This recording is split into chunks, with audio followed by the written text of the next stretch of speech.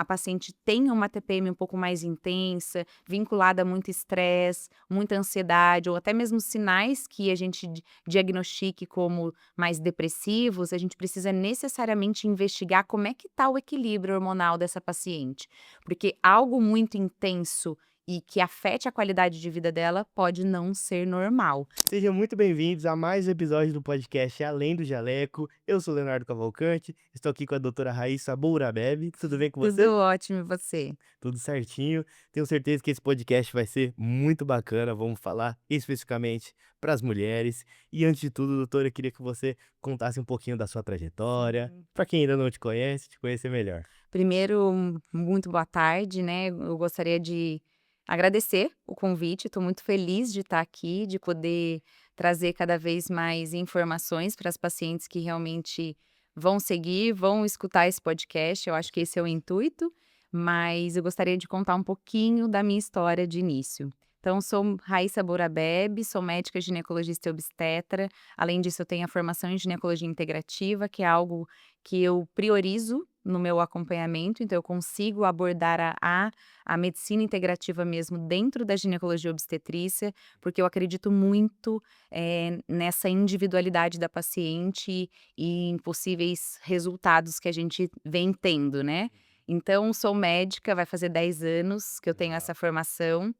Além disso, eu gosto sempre de enfatizar que eu tive, né, uma orientação ali por parte da minha família do meu avô, que tem o mesmo sobrenome que o meu, então o carinho e o amor pela medicina veio a partir disso, porque eu tinha algo dentro de casa, então eu cresci vendo ele sendo Sim. médico, principalmente por ver o empenho dele e a dedicação dentro da parte médica. Então, a minha originalidade ali e a escolha pela profissão foi essa.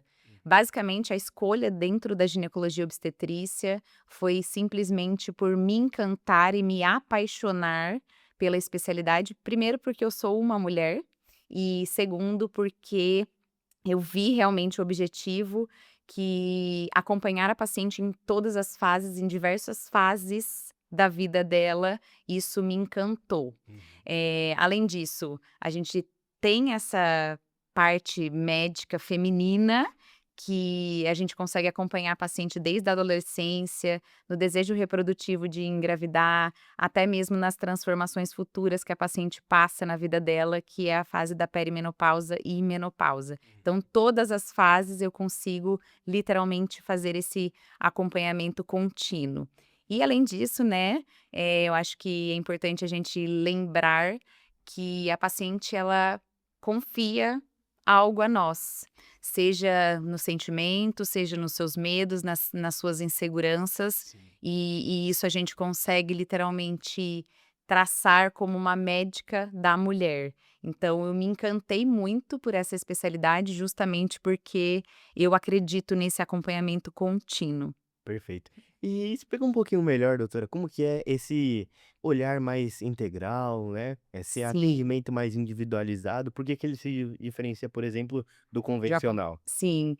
Na prática, né, que eu acho que é isso que a gente precisa, levar isso em questão, o acompanhamento integrativo, ele não visa um exame, um diagnóstico ou basicamente uma alteração laboratorial da paciente. A gente precisa encarar essa paciente como um todo. Alterações do sono, alterações do metabolismo, como é que funciona a sua saúde intestinal, o nível de estresse dessa paciente. Então, englobar ela como um todo faz sentido do ponto de vista de acompanhamento. Então, eu acredito muito que nós somos seres conectados. Eu falo muito isso em todas as minhas consultas, que a partir do momento em que a gente entende essa ligação do nosso corpo, a gente acaba incluindo um benefício para a paciente, inclusive no tratamento que a gente vai propor para ela de forma muito individual.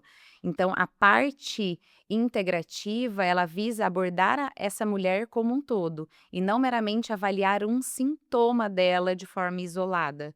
Então esse sintoma, ele pode ser, por exemplo, um sintoma ginecológico em si, mas na grande maioria das vezes, quando a gente vai perceber a causa desse sintoma, ele não é no sistema ginecológico. Ele está incluído na saúde emocional, na saúde intestinal dessa paciente. Hum. Então, eu consigo traçar essa linha um pouco mais integral e humana para que a gente consiga traçar um acompanhamento de forma muito individualizada para cada paciente. Com certeza. Esse contexto é fundamental, né? É fundamental. Para mim, eu acho que é até legal eu comentar sobre isso Com certeza. aqui. Eu mudei a minha vida perante isso, depois de ter esse entendimento Hum. sobre a nossa saúde em si, como funciona o nosso corpo no geral, e eu consegui me mudar. Aí foi a hora que eu virei e falei assim: "Eu acho que eu consigo mudar as outras pacientes também". Então isso fez total sentido no meu acompanhamento. Bacana. Conta até como é que foi essa experiência ali. Vou contar É. e eu acho que isso é interessante, até mesmo para trazer algo, de exemplo, Sim. né, para as Você fez em pacientes. você, né? Exato, eu fiz em mim, para depois eu conseguir ter esse resultado nas outras pacientes que eu venho tendo. Uhum. Eh, eu estava mais ou menos 13 quilos acima do meu peso, foi basicamente isso. Tinha diversos sintomas englobados, como até mesmo alterações do meu sistema vaginal, do meu sistema intestinal, então eu não acreditava que eu, como uma médica, eu não estava conseguindo me curar, né, me tratar. E aí eu fui a fim de realmente estudar mais, entender mais sobre o nosso metabolismo e essa conexão que é o nosso corpo, Uhum. e a partir disso eu entendi que mudando todos os nossos hábitos de vida, priorizando a nossa saúde, principalmente do intestino, eu conseguiria necessariamente ter um resultado até mesmo na minha saúde, ginecológica. Então, quando eu fiz essa ligação comigo mesma, eu consegui que eu conseguia me tratar. E aí veio esse objetivo de tratar as outras pessoas também. Muito bacana, doutora. Legal, né? E você tocou num ponto muito interessante que é o intestino, né? Muita Sim. gente acaba falando que é o segundo cérebro. E é. É verdade isso? É verdade, porque na parte intestinal, a gente sempre fala que é o segundo cérebro do corpo humano, porque ele tem um sistema nervoso, entre aspas, de forma muito individualizada. Então esse sistema nervoso, ele acaba trabalhando de uma forma isolada, né, então é ali que produzem todas as células do nosso sistema imunológico, é ali que alguns hormônios são absorvidos. Então, principalmente dar ênfase no nosso intestino, o funcionamento dele em questão, eu teoricamente ajudaria a paciente em todos os outros sistemas, até de um ponto de vista inflamatório, que quando a gente entende que o intestino inflamado, não funcionante, né, produz algumas outras, que a gente pode falar, umas bactérias mais patogênicas, que a gente tem que dar essa vazão em si, né, essa importância para essa paciente, eu consigo tratar ela, na grande maioria das vezes. Em números, eu ainda, das pacientes do meu consultório, eu não posso traçar em números, porque eu ainda estou em estudo, Uhum. mas quando a gente dá ênfase no intestino, cerca de 75% mais ou menos dos sintomas, eles são resolutivos, né. Uhum. Muito bacana. E quais sinais você geralmente vê nas suas pacientes que são um ponto de atenção ou que já devem ser tratados? Do ponto de vista de sintomas, Isso. vamos lá, alguns sinais a gente tendem a menosprezar ali, achar que aquilo ali é normal, Hum. né, na grande maioria das vezes, pela nossa rotina em excesso, a nossa rotina completamente, que eu posso falar, acelerada, Corrida, e né? aí as pacientes acreditam que alguns sinais que o nosso corpo nos dá são basicamente comuns de acontecer. Mas eu costumo falar que o comum não significa ser normal. Alguns dos sinais, como por exemplo, alterações do sono, falta de lubrificação vaginal, queda da libido, queda do cabelo, menstruação de forma completamente irregular ou até mesmo sangramento irregular, com cólicas mais intensas e principalmente no do que tange respeito ao nosso sistema emocional. Então, muitas das vezes as pacientes entendem que aquilo é normal. Só que o que eu acredito que a gente precisa sempre prestar muita atenção é na fase onde esses sinais começam a se tornar cada vez mais persistentes. Uhum. Então, quando eles se tornam mais persistentes, ou posso dizer assim, mais intensos, eu costumo falar que a gente precisa realmente investigar. Eles não são normais, mas eles podem ser comuns. E na grande maioria das vezes é importante a gente realçar também que não significa que esses sinais existem, que eu vou ter uma doença necessariamente atrelada a eles. Mas se tornarem cada vez mais frequentes, a gente tem que sempre, traçar uma investigação um pouco mais enfática. Com certeza, perfeito, doutora. E entrando na rotina dessa mulher, alimentação, sono, se ela pratica ou não exercícios físicos, o quão importante, o quanto que essa pessoa, né, essa mulher deve olhar para a rotina dela. O que que isso influenciaria na rotina em si, tá? Na grande maioria das vezes influencia muito mais do que qualquer uma paciente tem como noção. Teoricamente, se você faz atividade física, como funciona o intestino, se você dorme bem ou não, como está o seu nível de estresse, isso automaticamente vai influenciar na sua saúde no geral, inclusive na sua saúde metabólica. Então, algumas pacientes elas não entendem o quanto isso influencia na nossa vida no geral, porque elas acreditam que isso possa ser algo externo, ligados ao estilo de vida. Não estou dizendo que alterações, provocadas, né, por esse sistema que a gente fala de estilo de vida de uma forma muito melhor, alimentação de forma muito saudável, eu tenha um impacto direto na minha saúde, mas a gente tem, e é isso que a gente precisa informar para todas as pacientes, essa possível ligação do nosso corpo com os nossos fatores, né, diários ali, o que a gente faz diariamente. Perfeito. E pensando na mulher 40 a mais ali, passou da menopausa, por exemplo, existe uma recomendação mais diferente? Porque tem uma mudança muito grande hormonal, né? Muito grande. A partir do momento em que as pacientes fazem 40 anos, eu costumo sempre falar que os nossos níveis hormonais, eles acabam oscilando em relação à nossa produção.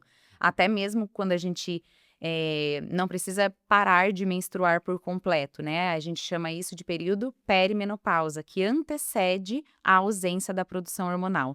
Quando eu falo em produção hormonal, eu estou me referindo a 2 principais hormônios sexuais femininos, que é o estrogênio e a progesterona. Ambos são produzidos de uma forma cíclica, todos o santo mês no corpo da mulher, porém a partir dos 40 anos a gente começa a ter já esse desequilíbrio importante, até a gente chegar com a ausência da menstruação por mais de um ano, onde a gente considera o diagnóstico de menopausa.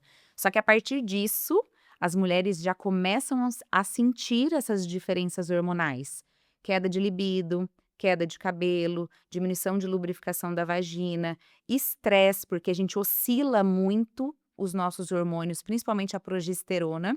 Então a gente tende a oscilar um pouco mais o nosso humor, fica mais irritada, falta de memória. Então, esse período precisa sim ter uma atenção específica, justamente pelo fato da gente tentar cuidar essa mulher de uma maneira completamente diferente, repondo hormônios, incentivando a atividade física, priorizando uma alimentação completamente saudável e, obviamente, tratando essa paciente de forma muito individual. Eu costumo falar que não é uma receita de bolo, né? Toda prescrição médica não é uma receita de bolo igual para todas as pacientes, mas elas precisam sim ser completamente individualizadas para cada fase em que a mulher se encontra naquele período. Eu posso ter oscilações hormonais, como eu posso ter a ausência, literalmente, dessa oscilação, onde a gente entra num platô, onde a paciente não produz mais nenhum tipo de hormônio. E aí a gente precisa priorizar ela exatamente naquela fase da vida que ela se encontra. E aí entra uma polêmica, doutora. Reposição hormonal, vale a pena, não vale a pena, é ruim, faz bem? Dentro das reais indicações e dentro da segurança estabelecida, eu costumo falar que a reposição ela é necessária. É óbvio que a gente sempre exclui os casos onde a gente não pode, né, que a gente, eh, de certa forma, não deve prescrever hormônio, que são para as pacientes eh, de forma diferente, não é algo estabelecido, mas a gente precisa excluir, as reais contraindicações. Não tendo contraindicação, eu costumo falar que a mulher precisa sim repor hormônios, porque mulher é igual a hormônio, não tem como a gente desvincular uma coisa da outra, mas é necessário a gente ter ênfase sim na reposição hormonal. Muito bacana. E aí, pensando ao longo da trajetória dessa mulher, né? Toda a vida dela. O que que, por exemplo, uma reposição hormonal mal feita, por exemplo, contraindicada, ou, por exemplo, quando a mulher menstrua, ela precisa estar próxima de você? Como que funciona esse acompanhamento até em todas as fases da vida? Vamos lá. Eu costumo sempre orientar todas as pacientes à real indicação de determinadas medicações, inclusive do padrão hormonal. Esse acompanhamento ele costuma ser de a cada 6 meses, no máximo, assim, que a gente acaba se vendo. Porém, eu costumo fazer planos de acompanhamento com as pacientes, onde eu consigo perceber ela nos primeiros 3 meses após medicação e nos próximos 3 meses completando ali um acompanhamento de 6 meses estabelecidos.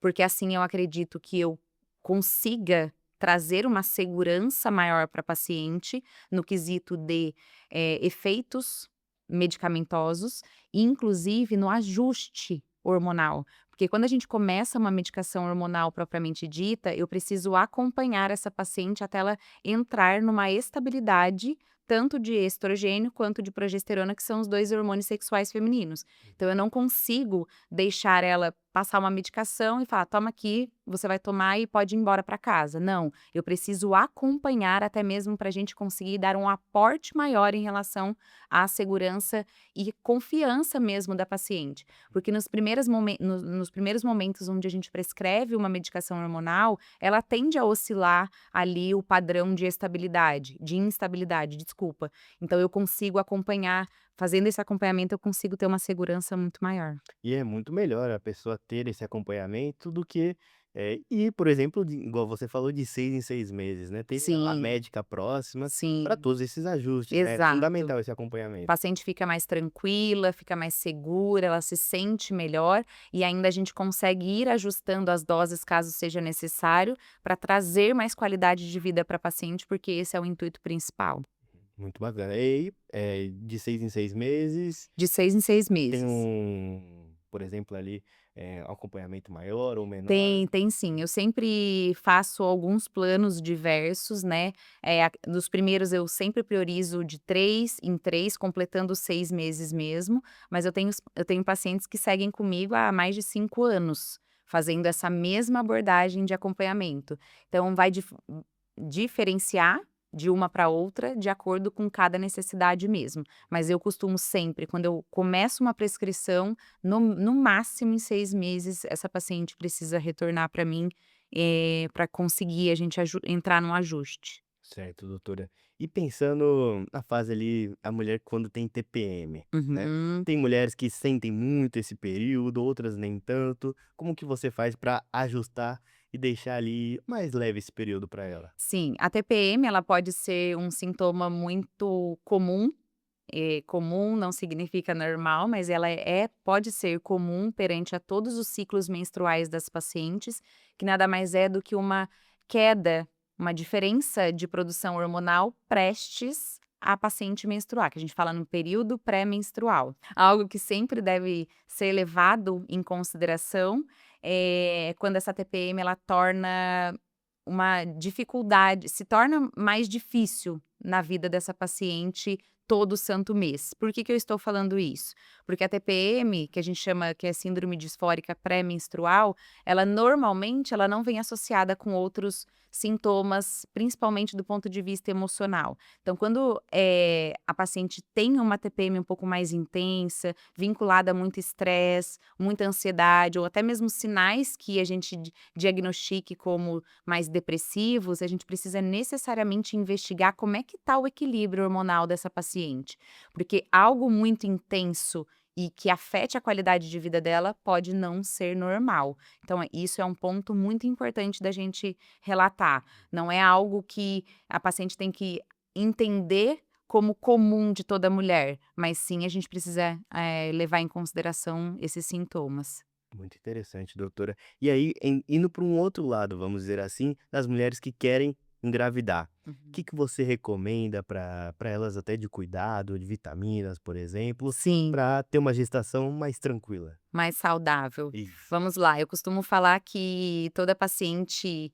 que pretende, que tem esse desejo reprodutivo, ela precisa ter uma consulta pré-concepcional, onde a gente consegue dar ênfase em doenças crônicas, níveis de suplementação necessárias para ela, realização de exames laboratoriais, de imagem, para fazer a rotina específica naquela fase em que ela se encontra, porque eu acredito sempre que a rotina, ela precisa começar antes do teste positivo de gravidez. Então, quando a gente começa a ter essa conduta e essa atitude com a paciente, eu consigo necessariamente ter tempo hábil para tratar essas doenças se elas existem. Então, fazer todos os exames, focar nas orientações, né, de uma alimentação saudável, de uma prática de exercício físico, tudo isso faz parte de uma rotina antes da gravidez. Mais um ponto importante: fazer o controle de doenças que já existem. Hipertensão, diabetes, doenças mesmo da tireoide, elas são importantíssimas para que a gente ajuste antes dela engravidar, ou até mesmo suspenda ou troca alguma medicação de forma contínua que ela já faça uso, que são seguras no momento em que ela estiver grávida. Então, eu acredito muito nessa rotina, que o quanto isso impacta numa gestação futura, diminuindo as possíveis complicações que possam existir e, consequentemente, aumentar a segurança do desenvolvimento fetal. Eh, eu acredito muito na parte suplementar, como eu te falei que a medicina integrativa ela atua também dentro da obstetrícia para mim, onde a suplementação de forma individualizada daquela paciente faz total sentido no desenvolvimento do bebê. Uhum. Todas as pacientes acreditam que é só o metilfolato necessário, Sim. que é o ácido fólico, né, é um tipo de vitamina do complexo B, que ela é sim obrigatória, até mesmo antes dessa paciente engravidar, porém a gente não é só o metilfolato que a gente tem que dar ênfase, a gente precisa suplementar e corrigir a suplementação específica e de forma individualizada para cada uma das pacientes, que eu acho que isso é o mais importante. Com certeza. E aí entrando em outra polêmica, o parto tem que ser normal, pode ser cesárea, tem algum benefício ou malefício em algum? Olha, eu falo que toda via de parto, ela é individualizada, de acordo com o desejo da paciente, de acordo com, a história obstétrica prévia dela, então a gente precisa sempre fazer um levantamento dessa paciente no quesito de, histórias, fatores de risco, né, então a via de parto ela se torna, priorizada de acordo principalmente com o desejo de cada paciente que chega até mim. Porém, a gente sempre vai preconizar e sempre vai orientar aquilo que é o mais natural, que é o mais fisiológico do corpo da mulher. Então, para quem me conhece sabe, todas as minhas pacientes, elas já sabem que eu preconizo muito o parto normal, mas na contraindicação ali de, né, de ter uma indicação de uma cesárea, a cesárea também salva vidas. Então, resumindo, é envolve o desejo da paciente, mas também envolvem outros fatores para ser decidido, mas o desejo para mim é o mais importante. Com certeza. E eu tenho certeza que geralmente quando a paciente chega pela primeira vez, ela vem com algumas ideias, às vezes mitos. Uhum. Eu queria que você desmistificasse aqui para nossa audiência. De mitos de Que escutaram ali, até sobre, por exemplo, o cuidado dela mesmo ou para engravidar também.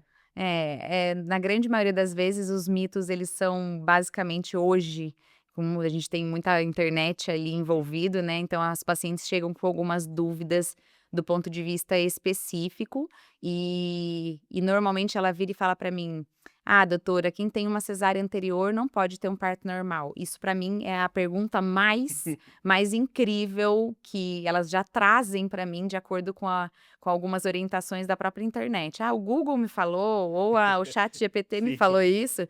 Aí eu desmistifico, porque isso é um mito, quem tem uma cesárea anterior pode sim ter um parto normal de forma subsequente. Óbvio, com supervisão, com, né, segurança, porque eu falo que bebê saudável desculpa, parto saudável é aquele que realmente, a mãe tem o bebê no colo, amamentando, então a gente sempre avalia o binômio, né, que é mãe e bebê. Então, normalmente a gente faz essa segurança do ponto de vista de acompanhamento, mas é possível sim uma paciente que teve uma cesárea, prévia ter um parto normal subsequente. perfeito. E na parte ali da mulher, 40 a mais, por Uhum, exemplo. uhum. No ponto de vista de gestação, Não, no de de mitos mesmo mito, ali que ela acredita, às a vezes paciente com que está tratando um câncer não pode fazer uma reposição hormonal. Hoje a gente já tem diversos estudos científicos, do ponto de vista de segurança mesmo, que a gente fala estatisticamente significativos, onde a gente tem algum tipo de doença oncológica que realmente é restrito o uso de terapia de reposição de hormônio. Quando eu falo terapia de reposição de hormônio, a gente tem eh eh diversos tipos e diversas vias que a gente pode utilizar esses hormônios. Porém, em uma doença oncológica, a gente precisa necessariamente tomar algum certo cuidado. Então, se a paciente tem 42 anos, está tratando um câncer de mama e esse câncer é hormônio receptivo, né, o receptor hormonal positivo, eu não necessariamente tenho que utilizar o hormônio para ela, porque ela teve uma doença com hormônios positivos, então eu não uso o hormônio para ela. Mas, no geral, englobar todos os tipos de doenças oncológicas que não possam fazer terapia de reposição é um mito. Então a gente tem que levar muito em consideração todos os fatores. Que fique bem claro, né, não estou incentivando o uso de hormônio dentro de um tratamento oncológico, mas a gente tem diversas restrições, sim, mas individualizando essa paciente, a gente consegue fazer isso com muita naturalidade.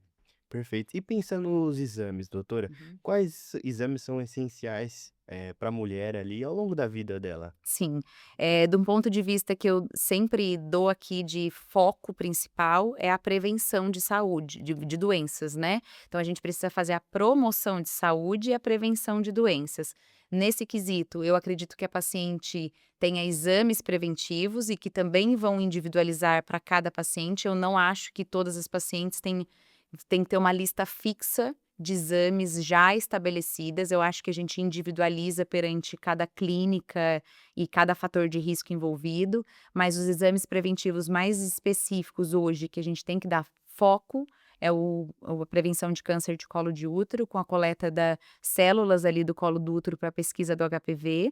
Isso de acordo com algumas diretrizes que a gente já teve algumas mudanças atualmente, mas a gente continua fazendo essa pesquisa do HPV no colo do útero para evitarmos de desenvolvermos o câncer de colo de útero.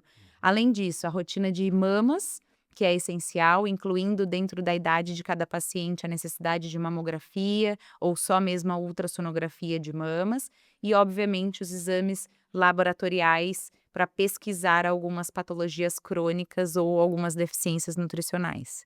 Perfeito. E eu queria que você deixasse uma mensagem final para as mulheres que, às vezes, deixaram a saúde dela um pouquinho de lado ali, mas estão ali depois de assistir esse episódio, querem Sim. de fato retomar.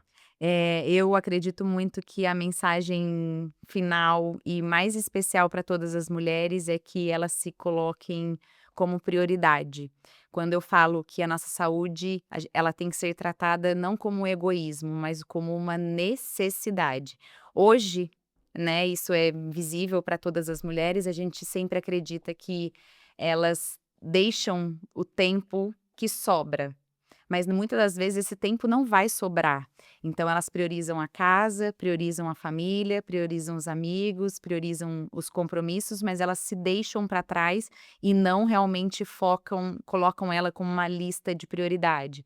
Então ter essa necessidade, essa prioridade para cada mulher, isso para mim não é egoísmo, torna-se essencial na rotina. Então se colocar em primeiro lugar sempre. Com certeza. E doutora, o que significa para você cuidar da saúde feminina com propósito? Eu acho que o propósito, ele tem que ser levado em acolher essa paciente muito, muito bem, traçar um cuidado de uma maneira completamente individualizado, e tentar não julgar essa paciente quando ela chega para mim. E o mais importante de tudo, o meu propósito é sempre enxergar essa mulher da maneira com que ela vem para mim, e tentar cuidar dela de acordo com o momento mais específico da vida que ela está vivendo, de uma maneira muito individualizada e abordar essa mulher como um todo. Como a gente conversou, eu não costumo avaliar somente um sintoma ou um exame, eu costumo avaliar a vida dela como um todo, como ela dorme, como ela realmente se alimenta, se ela faz atividade física ou não, como é que está a saúde emocional e o nível de estresse. Então tudo isso influencia para mim do ponto de vista de cuidado, porque quando a gente traça esse cuidado e enxerga a mulher do jeito que ela é, como um todo, eu consigo dar, uma segurança e uma qualidade de vida maior. Porque quando a gente cuida dessa mulher hoje, eu estou pensando nessa mulher daqui a alguns anos, em como ela vai envelhecer. Então, para mim, o propósito dentro da medicina é de uma maneira acolhedor e literalmente integralizado. Perfeito. E quais são suas redes sociais? Onde é seu consultório? Para Sim. as mulheres te conhecerem ainda Com mais. certeza. Então conseguem, quem quiser, né, um acompanhamento um pouco mais próximo, eu faço consultas tanto presenciais quanto online, de acordo com as necessidades de cada paciente, então o acompanhamento ele pode ser tanto presencial quanto online, mas vocês conseguem encontrar nas minhas redes sociais no perfil o contato, que vai direto para minha secretária, para poder realmente agendar uma consulta, né, se caso desejem.